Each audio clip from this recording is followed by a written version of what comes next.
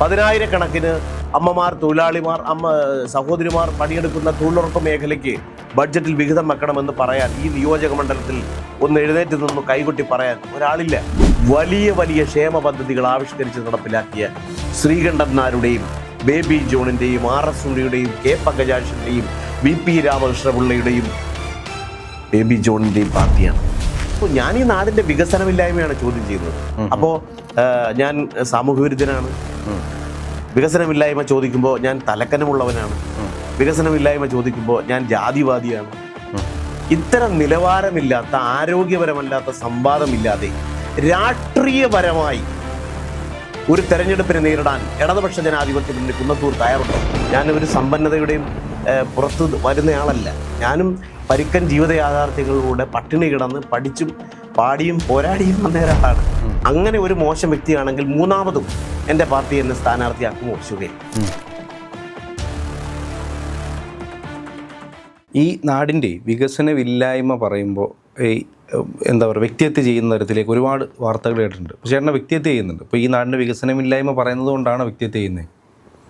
തീർച്ചയായിട്ടും ഞാൻ ഒരു ജനപ്രതിനിധിക്ക് വ്യക്തിപരമായി എതിരല്ല. അറിയാമല്ലോ, സ്വാഭാവികമായും അങ്ങനെ വ്യക്തിഹത്യ നടത്താനായി ഞാൻ വ്യക്തിപരമായി അങ്ങനെ ഒരാളിനെ വ്യക്തിഹത്യ നടത്താൻ കൂടുതലും കാരണം ഞാനാണ് 2016 വേട്ടയാടപ്പെട്ടത്. അതാ ഞാൻ ചോദിക്കുന്നത്. 2016 ഞാൻ RYFന്റെ കോവൂർ യൂണിറ്റ് കമ്മിറ്റി സെക്രട്ടറി ആയിട്ട് തുടങ്ങിയ ആളാണ്. തേവലക്കര ബോയ്സ് ഹൈസ്കൂളിൽ PSUവിന്റെ യൂണിറ്റ് സെക്രട്ടറി ആയിട്ട് രാഷ്ട്രീയ പ്രവർത്തനം തുടങ്ങിയ ആളാണ്. വിദ്യാർത്ഥി യുവജന സംഘടനാ പ്രവർത്തി കൂടെ വന്നു. RYFന്റെ കുന്നത്തൂർ നിയോജക മണ്ഡലം സെക്രട്ടറി ആയി.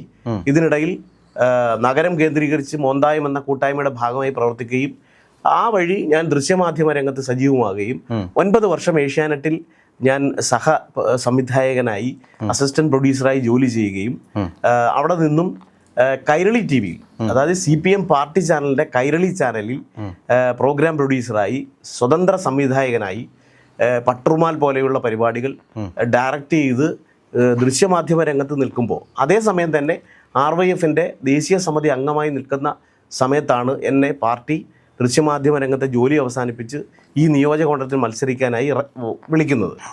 ആ ഘട്ടത്തിലാണ് ഞാൻ വരുന്നത്. 2016 എന്നെ സംബന്ധിച്ച് ഞാൻ ഫോക്ലോർ പഠിതാവാണ്.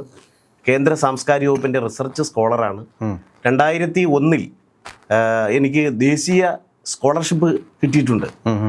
അതെല്ലാം എങ്ങനെയെങ്കിലും ഒരു സുപ്രഭാതത്തിൽ വരുന്നതല്ലല്ലോ. നിരന്തരമായ യാത്രകളുടെയും പഠനങ്ങളുടെയും അധ്വാനങ്ങളുടെയും ഭാഗമായി കിട്ടുന്നതാണ്. തീർച്ചയായിട്ടും. അല്ലാതെ ഏതെങ്കിലും പെട്ടെന്ന് ഞാനൊരു കശുവണ്ടി തൊഴിലാളിയുടെ മകനാണ്, ഒരു പള്ളിക്കൂടം ശിപായി ആയിരുന്ന ഒരു വ്യക്തിയുടെ മകനാണ്. ഞാൻ അത് ഏൺ ചെയ്യണമെങ്കിൽ എൻ്റെ അധ്വാനത്തിൻ്റെ ഫലമാണ്. ഞാൻ ഒരു സമ്പന്നതയുടെയും പുറത്ത് വരുന്നയാളല്ല. ഞാനും പരിക്കൻ ജീവിത യാഥാർത്ഥ്യങ്ങളിലൂടെ പട്ടിണി കിടന്ന് പഠിച്ചും പാടിയും പോരാടിയും വന്ന ഒരാളാണ്. സ്വാഭാവികമായും 2001 അങ്ങനെ ഒരു ഫീലിങ്സ് വരാറുണ്ടോ? ഇങ്ങനെ എൻ്റെ ചേട്ടനെ വളരെ സ്വാഭാവികമായും പറയാമല്ലോ, കഞ്ചാവാണ് എന്ന് പറഞ്ഞിട്ട് നമ്മുടെ മണ്ഡലത്തിൽ എനിക്കത് പറയുന്നതിനൊരു മടിയില്ല. 2016 ഏറ്റവും ക്രൂരമായി വേട്ടയാടപ്പെട്ട കേരളത്തിലെ ഏത് സ്ഥാനാർത്ഥിയായിരുന്നു എന്ന് വെച്ചാൽ ഉല്ലാസ് കോവൂർ. അതെന്തുകൊണ്ടാണെന്ന് എനിക്കറിയില്ല. പല വളരെ മോശമായ രീതിയിൽ വ്യക്തിഹത്യ ചെയ്യുന്ന തരത്തിൽ എന്നെ അതിക്രൂരമായി വേട്ടയാടിയത് മുതൽ 2016 തെരഞ്ഞെടുപ്പിൽ എത്രയോ മേഖലകളിൽ ഇന്നും ഒരു മോശം വ്യക്തിയായി ദുരൂഹമായി എന്നെ കാണുന്ന ആളുകൾ നമ്മുടെ നിയോജക മണ്ഡലത്തിലുണ്ട്.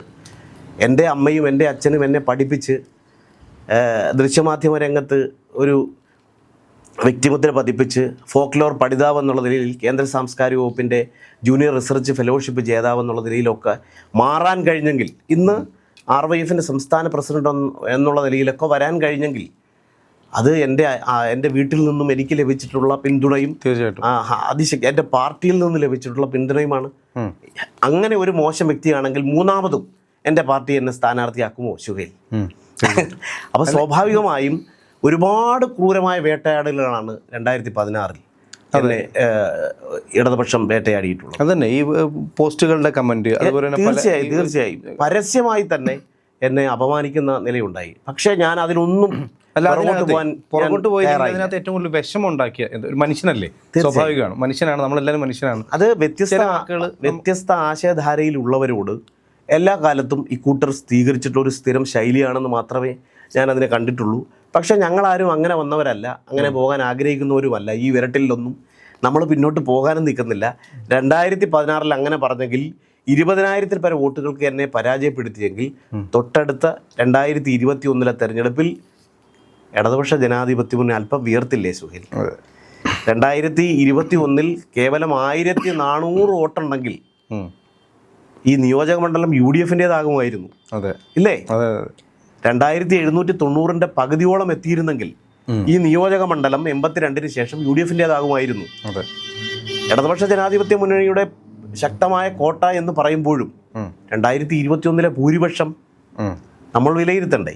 തീർച്ചയായിട്ടും. അപ്പോൾ ഒരാളിനെ അങ്ങനെ അങ്ങ് അപമാനിച്ചാൽ, അങ്ങനെ അങ്ങ് ക്രൂരമായി വേട്ടയാടിയാൽ പൊതുജനം അതിനൊന്നും പിന്തുണ കൊടുക്കില്ല എന്നുള്ളതിൻ്റെ തെളിവല്ലേ? അതുകൊണ്ട് പൊതുജനങ്ങളുടെ പിന്തുണയിലാണ് ഞാൻ നിൽക്കുന്നത്. എൻ്റെ പാർട്ടിയുടെയും മുന്നണിയുടെയും പിന്തുണയിലാണ് ഞാൻ നിൽക്കുന്നത്. ഇപ്പോഴും അതൊരു ടാർഗറ്റ്. അതെ, 2021 വല്ലാതെ വീണ്ടും കുത്തിനോക്കാൻ ശ്രമിച്ചു. 2016 ഇത്തരത്തിൽ എന്നെ അപമാനിച്ചു. 2021 വ്യക്തിപരമായി അപമാനിച്ചു. ഇപ്പോഴും എന്നെ വേട്ടയാടുന്നു. അപ്പം ഞാൻ എന്താ തലക്കനമുള്ള ആളാണ്.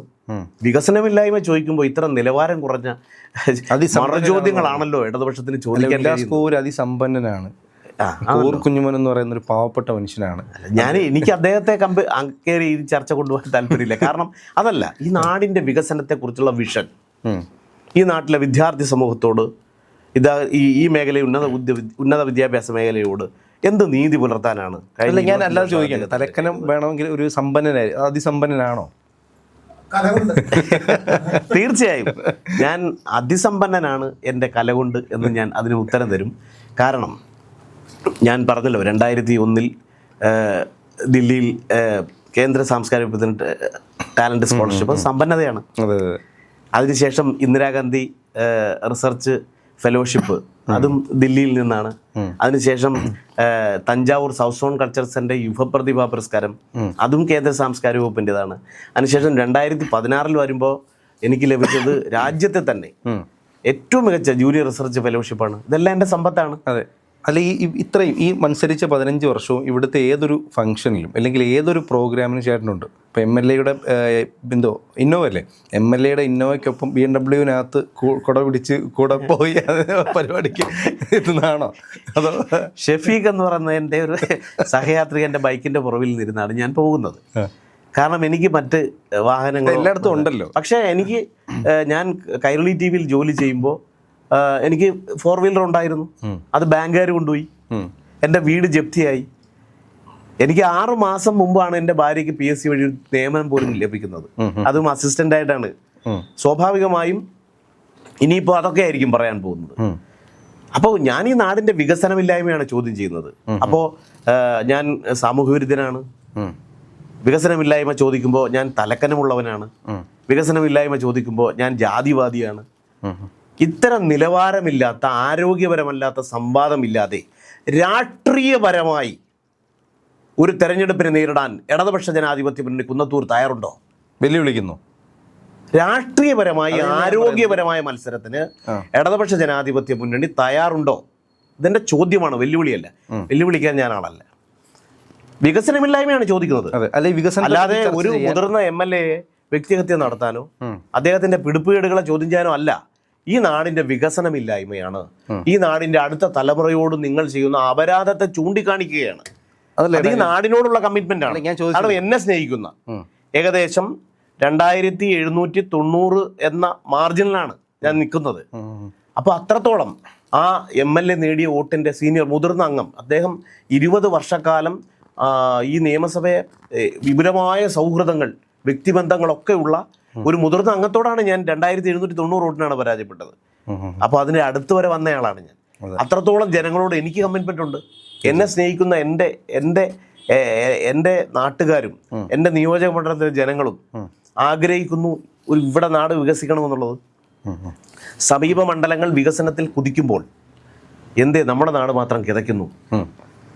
മറ്റെല്ലാം പോട്ടെ, രാഷ്ട്രീയം മറന്നേക്കൂ. അടൂർ താലൂക്ക് ആശുപത്രി നമ്മൾ ശാസ്താംകോട്ടെ കമ്പയർ ചെയ്യണ്ടേ? ഇടതുപക്ഷ ജനാധിപത്യ മുന്നണിയുടെ പ്രതിനിധിയാണല്ലോ അടൂർ ചിറ്റയം ഗോപകുമാർ, ശ്രീ ചിറ്റയം ഗോപകുമാർ. അദ്ദേഹം ആ ആശുപത്രിയിൽ കൊണ്ടുവന്നിട്ടുള്ള വികസനങ്ങൾ, ശ്രീ KN ബാലഗോപാൽ വളരെ ബഹുമാനിക്കുന്ന ആളാണ്. അദ്ദേഹത്തെ ഞങ്ങളൊക്കെ ബഹുമാനിക്കുന്ന ആളാണ്. അവിടെ ആ താലൂക്ക് ആശുപത്രിയുടെ വികസനം, കൊട്ടാരക്കരയിൽ, ചവറയിൽ ശ്രീ സുജിത്ത് വിജയൻപിള്ള, ഇവരൊക്കെ അവരുടെ മണ്ഡലങ്ങളിൽ നടത്തുന്ന പ്രവർത്തനങ്ങളുമായി കമ്പയർ ചെയ്യുമ്പോൾ ഇവിടെ എന്ത് കിട്ടും, വളരെ മോശമാണ്. എന്ത് കിട്ടുന്നു അതെ എന്നുള്ളതാണ് ഞങ്ങൾ ചോദിക്കുന്നത്. അല്ലാതെ ഇടതുപക്ഷ ജനാധിപത്യ മുന്നണി അപമാനിക്കാനോ അല്ലെങ്കിൽ അതിൻ്റെ ജനപ്രതിനിധി അപമാനിക്കാനോ വ്യക്തിപരമായി തേജോധം ചെയ്യാനോ ഒന്നും ഞങ്ങൾ വികസനം മാത്രമാണ് നമ്മുടെ ചർച്ച. വികസനമില്ലായ്മയാണ് ചോദ്യം ചെയ്യുന്നത്. ഇപ്പം ഈ ഞങ്ങൾ ഇതുവരെ ഞാൻ പറഞ്ഞല്ലോ, ഞാനത് ആവർത്തിക്കുന്നു, 2016 എന്നെ ക്രൂരമായി വേട്ടയാടിയത് സമാനമായി ഒരു വാക്കുകൊണ്ടോ ഒരു നോക്കുകൊണ്ടോ ഈ ജനപ്രതിനിധിയെ തേജോധം ചെയ്യാൻ ഞങ്ങൾ പോയിട്ടില്ല. വളരെ സത്യസന്ധമായി പറയുന്നു. ഞങ്ങൾ ചോദിക്കുന്നത് എന്താണ്? ശാസ്താംകോട്ട ആശുപത്രി ഡോക്ടർമാരില്ല, സ്റ്റാഫ് പാറ്റേൺ ഇല്ല, കറണ്ട് ഇല്ല, എക്സ്റേ ഇല്ല, മറ്റ് അനുബന്ധ രോഗങ്ങൾക്ക് വേണ്ടിയിട്ടുള്ള മരുന്നുകളില്ല, അവിടുത്തെ ആംബുലൻസ് സർവീസ് പ്രവർത്തിക്കുന്നില്ല. ഇത് ചോദിക്കുമ്പോൾ വ്യക്തിഗതയാവുന്നത് എങ്ങനെയാണ് സുഖയില്ലേ? തീർച്ചയായിട്ടും ഇത് ഈ നാട്ടിലെ പാവങ്ങളോടാണ് ചോദിക്കുന്നത്. പിന്നെ ഒന്നുകൂടി ഞാനൊന്ന് പറയാൻ എനിക്ക് അവസരം തരണം. ശൂരനാട് വടക്ക് പഞ്ചായത്തിൽ അവിടുത്തെ ജനത ഏറ്റവും കൂടുതൽ ബുദ്ധിമുട്ടുന്നത് പള്ളിക്കലാറുമായി ബന്ധപ്പെട്ട് മഴക്കാലത്തുണ്ടാകുന്ന വലിയ വെള്ളപ്പൊക്കം. ഒരു കാലത്ത് ഈ നാടിൻ്റെ നെല്ലറയായിരുന്നു ശൂരനാടെന്ന് പറയുന്നത്. ഇപ്പോൾ അവിടെ മഴക്കാലത്ത് ജീവിക്കുവാൻ പോലും കഴിയാത്ത തരത്തിൽ വെള്ളപ്പൊക്കമാണ്. അതായത് ശരീരത്തിലെ നരമ്പുകൾ പോലെ പടർന്നു കിടക്കുന്ന കൈത്തോടുകളിൽ നിന്ന് വരുന്ന വെള്ളം പള്ളിക്കലാറിൽ നിന്ന് വരുന്ന വെള്ളവും കൂടി ചേരുമ്പോൾ വലിയ വെള്ളപ്പൊക്കമാണ് ഉണ്ടാകുന്നത്. റെഗുലേറ്റർ കം ബ്രിഡ്ജ് അത് സ്ഥാപിച്ചാൽ ഗതാഗതത്തിന് വലിയ വികസനം ഉണ്ടാക്കാൻ കഴിയും. ആ വടക്കൻ പ്രദേശത്തു നിന്നും നമ്മുടെ ഹൈസ്കൂൾ ജംഗ്ഷനിലേക്ക് എത്താൻ ഈസിയസ്റ്റായ ഒരു വേ ഉണ്ടാവും ഈ റെഗുലേറ്റർ കം ബ്രിഡ്ജ് രൂപപ്പെടുത്തിയാൽ. അപ്പോൾ ഈ നാടിൻ്റെ സസ്റ്റൈനബിൾ ആയിട്ടുള്ള ഡെവലപ്മെൻറ്റ് എവിടെ എത്തി നിൽക്കുന്നു? ഏത് ബഡ്ജറ്റ് എടുത്താലും റെഗുലേറ്റർ കം ബ്രിഡ്ജിന് വേണ്ടിയിട്ടുള്ള ടോക്കൺ പറയാറുണ്ട്. എന്തേ നടപ്പിലാക്കാൻ കഴിയുന്നില്ല? ഇച്ഛാശക്തിയുള്ള രാഷ്ട്രീയ നേതൃത്വം ഈ ജനപ്രതിനിധി കൊണ്ട് എന്തുകൊണ്ട് ശൂരനാടിൻ്റെ വികസനത്തിന് വലിയ മാറ്റങ്ങൾ ഉണ്ടാക്കാൻ കഴിയുന്ന, വെള്ളപ്പൊക്കത്തിൽ നിന്നും കർഷകരെ രക്ഷിക്കാൻ കഴിയുന്ന, താഴ്ന്ന ഇടങ്ങളിൽ താമസിക്കുന്ന പാവപ്പെട്ട ദുർബല ജനവിഭാഗങ്ങളുടെ ജീവിതത്തെ സംരക്ഷിക്കാൻ കഴിയുന്ന ഈ റെഗുലേറ്റർ കം ബ്രിഡ്ജ് സ്ഥാപിച്ച് അവിടുത്തെ വെള്ളപ്പൊക്കത്തെയും അവിടുത്തെ ഗതാഗത സൗകര്യത്തെയും ഒക്കെ രക്ഷിക്കാൻ കഴിയുന്ന നിലയിൽ തീരുമാനമെടുപ്പിക്കാൻ കഴിയുന്നില്ല. മൺട്രോത്തുരുത്ത് ടൂറിസം മേഖലയിൽ ജില്ലയിലെ ഏറ്റവും കുതിച്ചുചാട്ടം നടത്തുന്ന ഒരു പഞ്ചായത്താണ്, അറിയാമല്ലോ. ഈ നിയോജക മണ്ഡലത്തിൽ 10,000-കണക്കിന് തദ്ദേശീയരും വിദേശീയരുമായിട്ടുള്ള സഞ്ചാരികൾ വരുന്ന വെള്ളി, ശനി, ഞായർ ദിവസങ്ങളിൽ മാത്രം എടുത്താൽ മതി, ബാക്കി പോട്ടെ. 10,000-കണക്കിന് ടൂറിസ്റ്റുകൾ വരുന്ന മൺട്രോത്തുരുത്തിൽ വരുന്ന ടൂറിസ്റ്റുകൾക്കൊന്ന് മൂത്രമൊഴിക്കാൻ ഒരു മൂത്രപ്പുര പണിയാൻ കഴിഞ്ഞിട്ടുണ്ടോ? ഞങ്ങളിതല്ലേ ചോദിക്കുന്നത്. പെരുങ്ങാലം ഈ ജില്ലയിൽ ഇന്നും വഞ്ചിയിൽ പഠിക്കാൻ പോകുന്ന കുട്ടികളുള്ള നിയോജക മണ്ഡലമാണ് സുഹൈലെ ഈ നിയോജക മണ്ഡലം. വള്ളത്തിൽ പഠിക്കാൻ പോകുന്ന കുട്ടികൾ, അതും അതെ കുപ്പിക്കഴുത്തിന് സമാനമായ ഒരു ചെറു കലങ്ക് ഈ മൺട്രോത്തുരുത്തിൽ നിന്നും പെരുങ്ങാലം ഐലൻഡിലേക്ക് ഒരു കണക്ടിവിറ്റിക്ക് വേണ്ടി ചെയ്യാൻ കഴിയും. 2016 അതും ബഡ്ജറ്റിൽ ടോക്കൺ പറഞ്ഞതല്ലേ. ഉദ്ഘാടന മഹാമഹം നടന്നു. അന്ന് അധ്യക്ഷ ആയിരുന്നത് കുണ്ടറ MLA ആയിരുന്ന ശ്രീമതി ജെ മേഴ്സിക്കുട്ടിയമ്മ. 96 ഒലിച്ചുപോയ പാലത്തിന് സമാനമായ ഒരു കുപ്പിക്കഴുത്തിന് സമാനമായ ഒരു ചെറു കലങ്ങ് പണിയിപ്പിക്കാനുള്ള ഇച്ഛാശക്തിയുള്ള രാഷ്ട്രീയ നേതൃത്വമില്ലാത്ത, ഇച്ഛാശക്തിയുള്ള ജനപ്രതിനിധി ഇല്ലാത്ത മണ്ഡലമാക്കി ഈ നിയോജക മണ്ഡലത്തെ ആദപ്പതിച്ചിട്ട് അത് ചോദ്യം ചെയ്യുമ്പോൾ കേവലം വ്യക്തിഹത്യ നടത്തിയാൽ ഞങ്ങളാരും പിന്നോട്ട് പോകില്ല. അങ്ങനെ പിന്നോട്ട് പോകുന്നവരുമല്ല ഞങ്ങളുടെ ചിഹ്നം മൺവട്ടി മൺകോരികയാണ്. ഈ നാട്ടിലെ തൊഴിലാളികളുടെ ചിഹ്നമാണ്. ഞാൻ പ്രതിനിധാനം ചെയ്യുന്ന റവല്യൂഷണറി സോഷ്യലിസ്റ്റ് പാർട്ടിയാണ്. ആത്മാഭിമാനമുള്ള പാർട്ടിയാണ്. ചെറിയ പാർട്ടിയാണ്, ഞങ്ങളത് അംഗീകരിക്കുന്നു. പക്ഷേ വലിയ വലിയ വലിയ ക്ഷേമ പദ്ധതികൾ ആവിഷ്കരിച്ച് നടപ്പിലാക്കിയ ശ്രീകണ്ഠൻ നായരുടെയും ബേബി ജോണിൻ്റെയും RS ഉണ്ണിയുടെയും K പങ്കജാക്ഷൻ്റെയും VP രാമകൃഷ്ണപിള്ളയുടെയും ബേബി ജോണിൻ്റെയും പാർട്ടിയാണ്. കേരളത്തിൽ ഇന്ന് ക്ഷേമ പെൻഷനുകൾക്ക് തുടക്കം കുറിച്ച മന്ത്രിമാർ നിലപാടുകൾ സ്വീകരിച്ച തൊഴിലാളികളുടെ, ട്രെയിൻ ഊണ്ടുകളുടെ, കശുവണ്ടി തൊഴിലാളികളുടെ ഒക്കെ പ്രതിനിധിയായിട്ടാണ് ഞാൻ വരുന്നത്. ഞാൻ പറഞ്ഞല്ലോ, ഞാനൊരു സാധാരണക്കാരനാണ്. ഞാൻ വരുന്ന എൻ്റെ ജീവിത സാഹചര്യങ്ങൾ പറഞ്ഞ് സഹതാപം നേടാനല്ല. അപ്പം ഞങ്ങൾക്കത് അഡ്രസ്സ് ചെയ്യാൻ കഴിയും. ആ തൊഴിലാളി പക്ഷത്തിൻ്റെ താല്പര്യങ്ങൾ നറേറ്റ് ചെയ്യാൻ, അത് നറേറ്റ് ചെയ്ത് ചോദ്യങ്ങൾ ഉണ്ടാക്കാൻ, കലഹങ്ങൾ ഉണ്ടാക്കാൻ, സമരങ്ങൾ ഉണ്ടാക്കാൻ ഞങ്ങൾക്ക് കഴിയും. തീർച്ചയായിട്ടും സ്വാഭാവികമായും ഞാൻ RYFൻ്റെ സംസ്ഥാന പ്രസിഡന്റ് എന്നുള്ള നിലയിൽ കഴിഞ്ഞ 10 വർഷക്കാലത്തിനിടയിൽ എത്ര തവണയാണ് ജയിൽവാസം അനുഷ്ഠിച്ചത്? എത്ര തവണയാണ് പോലീസിൻ്റെ മർദ്ദനങ്ങൾ ഏറ്റുവാങ്ങിയത്? കേരളത്തിൻ്റെ വടക്കേ അറ്റത്തു നിന്നും തെക്കേ അറ്റം വരെ സൈക്കിൾ ചവിട്ടി സമരം ചെയ്തു വന്നവരാണ് ഞങ്ങൾ. ആ ജാഥയുടെ ക്യാപ്റ്റന്മാരിൽ ഒരാളായിരുന്നു ഞാൻ. കഴിഞ്ഞ 5 വർഷക്കാലത്തിനിടയിൽ ഇവിടെ നടക്കുന്ന ഭരണവൈകല്യങ്ങളെ ചൂണ്ടിക്കാണിച്ചുകൊണ്ട് കേരളത്തിൻ്റെ മുഖ്യമന്ത്രിയുടെ ഓഫീസിൽ കയറി കരിങ്കൊടി കെട്ടിയവരാണ് ഞങ്ങൾ. ഈ ആൻറ്റി ഇൻകംബൻസിയെ വ്യക്തിഹത്യ കൊണ്ട് പ്രതിരോധിക്കാനാണ് ഈ കൊല്ലം CPM ശ്രമിക്കുന്നതെങ്കിൽ, ഇടതുപക്ഷം ശ്രമിക്കുന്നതെങ്കിൽ അത് പരാജയപ്പെടുക തന്നെ ചെയ്യും. ഇവിടെ UDF-ന് 1982 ശേഷം ഒരു ജനപ്രതിനിധി ഉണ്ടാകും. ഉറപ്പാണ്, 100% ഉറപ്പാണ്. കാരണം കഴിഞ്ഞ മാർജിൻ നോക്കൂ. ഇപ്പം പറയുന്നല്ലോ എല്ലാ പ്രാവശ്യവും നമ്മൾ വിജയിക്കുമെന്ന് അവകാശവാദം പറഞ്ഞു. കഴിഞ്ഞ മാർജിൻ പരിശോധിക്കൂ.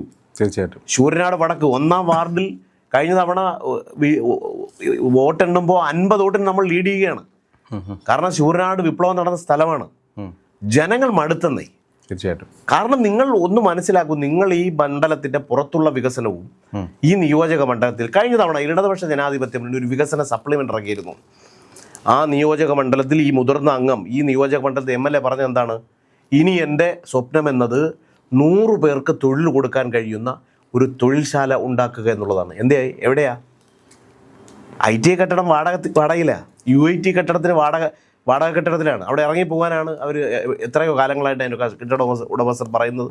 തൊഴിലുറപ്പ് മേഖല പറയാതെ പോകാൻ കഴിയില്ല. തൊഴിലുറപ്പിനെ സംബന്ധിച്ചിപ്പോൾ കേന്ദ്ര അമെൻമെൻറ്റ് വന്നു. എൻ്റെ അമ്മ പട്ടകടവ് ഓഫീസിലെ തൊഴിലാളിയായിരുന്നു. സുധർമ്മ എന്നാണ് പേര്. തല്ലിലായിരുന്നു. എൻ്റെ അമ്മയ്ക്കുൾപ്പെടെയുള്ള തൊഴിലാളി സഹോദരങ്ങൾക്ക്, അമ്മമാർക്ക് തൊഴിൽ നഷ്ടപ്പെട്ടപ്പോൾ അവർ കുട്ടപലായനം ചെയ്ത് എങ്ങോട്ടാണ്?